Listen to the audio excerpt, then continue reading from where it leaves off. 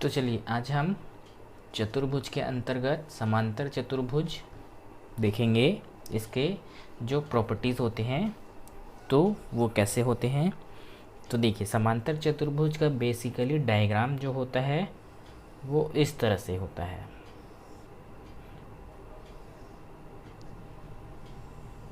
ठीक है, तो इससे ये स्पष्ट है कि ये आमने सामने की भुजा जो है वो बराबर होती है, और ये वाली, तो इस तरह से इसके आमने सामने की भुजा बराबर होती है। ठीक है, तो इसकी पहली प्रॉपर्टी में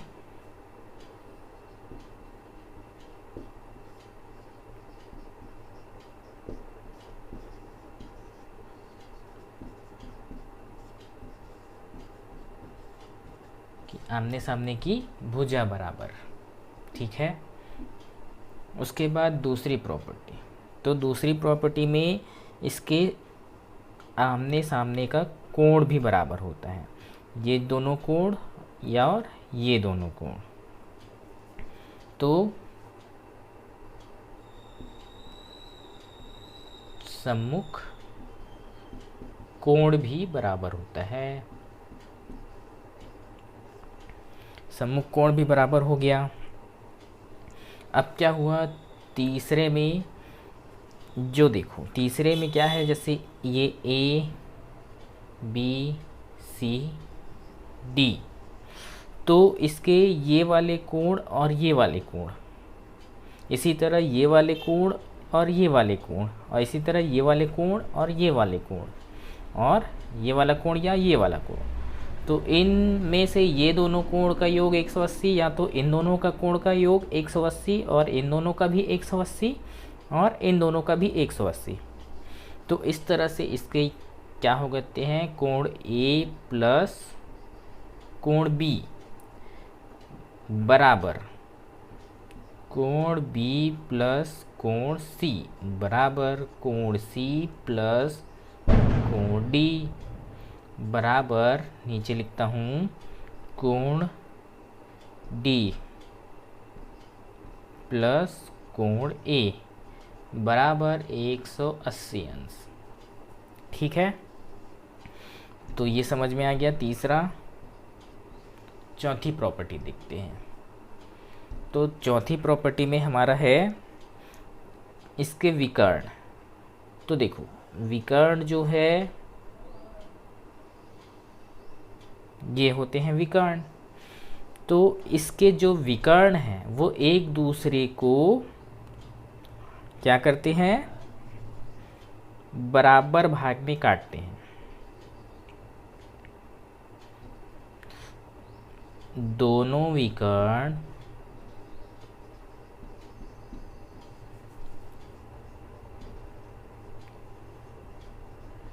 एक दूसरे को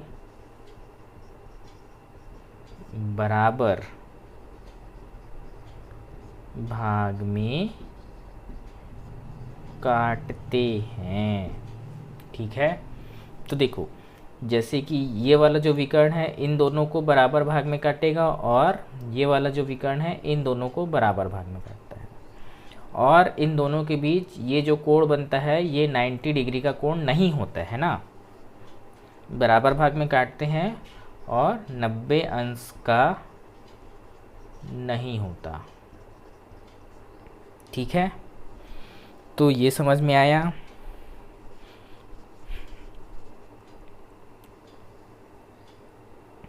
तो चलो इसकी अगली प्रॉपर्टी हम देखते हैं। तो इसकी अगली प्रॉपर्टी में इसका क्षेत्रफल,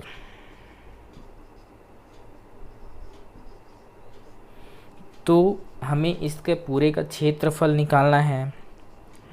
तो उसके लिए क्या करना पड़ेगा कि देखो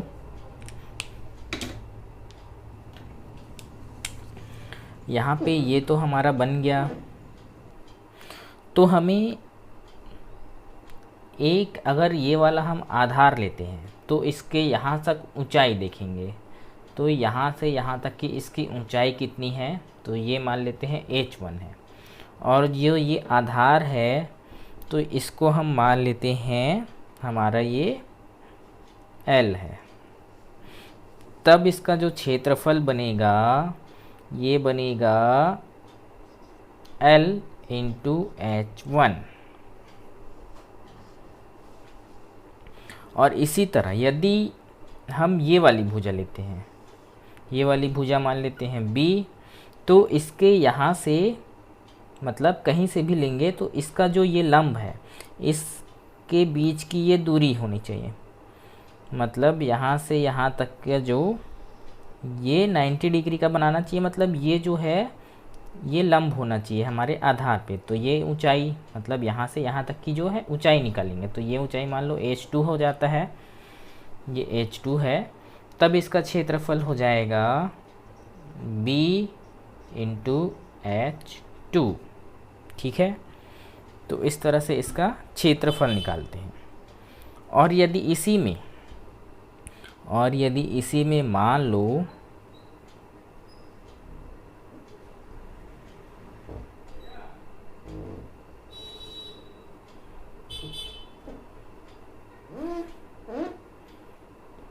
हमें दोनों विकर्ण की लंबाई दी हो, अगर ये विकर्ण मान लीजिए D1 है यहाँ से यहाँ तक का, और ये वाला विकर्ण पूरा D2 है,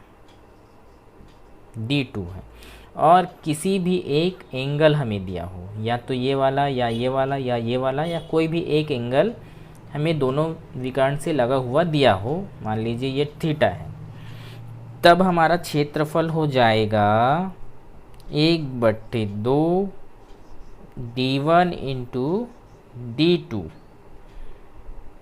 इंटू साइन थीटा। ठीक है, तो अगर विकर्ण दिया हो और बीच का कोण दिया हो तो इस तरह से इसका क्षेत्रफल निकालेंगे। और यदि इसी में हमें ये दोनों भुजा दी हो, ये वाली भुजा दी है L और ये वाली भुजा, दोनों भुजाएं हमें दे दी हो, और इसके बीच का एंगल दिया हो, या ये वाला दिया हो या ये वाला दिया हो, कोई सा भी एंगल दिया हो, क्योंकि ये भी है तो ये भी हमारा क्या हो जाएगा B, और ये L है तो ये भी हमारा हो जाएगा L। तो इस तरह से इस भुजा का एंगल कोई सा भी दिया हो, तब हमारा इसका क्षेत्रफल का जो फॉर्मूला है मैं यहाँ पे लिख देता हूँ। तब इसका जो हमारा फॉर्मूला बनेगा वो बनेगा 1/2 L इंटू B इंटू ये वाला एंगल मान लीजिए अल्फ़ा है तो साइन अल्फ़ा। ठीक है, तो ये जो साइन अल्फ़ा है तो ये हमारा सिर्फ यहाँ से यहाँ तक, मतलब ये वाली त्रिभुज, एक त्रिभुज का ये क्षेत्रफल निकालने वाला है। जब हम त्रिभुज प्रॉपर्टी पढ़े थे तब उसमें देखे थे कि इस तरह से कैसे निकालते हैं। ठीक है, तो ये हमारा सिर्फ यहाँ से यहाँ तक का एक त्रिभुज का क्षेत्रफल हुआ, तो इसको हम डबल करेंगे, यहाँ से इधर आगे तक बढ़ाएंगे, तो इसमें क्या करना पड़ेगा हमें इंटू 2, तो ये 2 से ये 2 हमारा कैंसिल हो जाएगा, तो ये हो जाएगा L into B into sine alpha, तो ये हो जाएगा इसका क्षेत्रफल। ठीक है, तो चलिए प्रॉपर्टी को और आगे बढ़ाते हैं।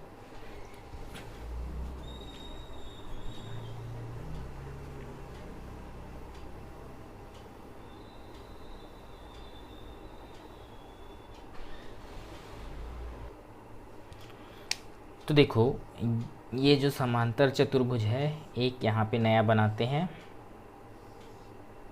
ठीक है, तो इसमें जो A B C D, तो इसका जो विकर्ण बनता है ये विकर्ण हो गया।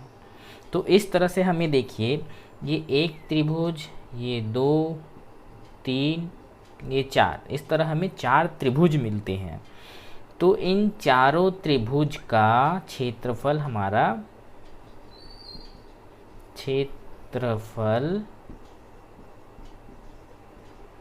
बराबर होता है।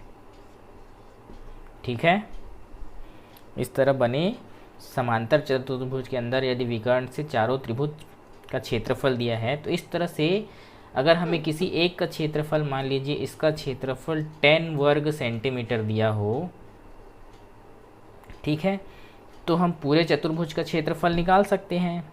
तो इसमें हम क्या करेंगे, ये 10 हुआ तो ये भी 10 होगा, ये भी 10 होगा, ये भी 10 होगा, तो इसमें हम क्या करें, 4 का मल्टीप्लाई कर देते हैं, 10 × 4, तो ये हो जाएगा 40 वर्ग सेंटीमीटर स्क्वायर, ठीक है। तो इस तरह से इसके क्षेत्रफल निकाला जा सकता है। तो चलिए आगे और देखते हैं।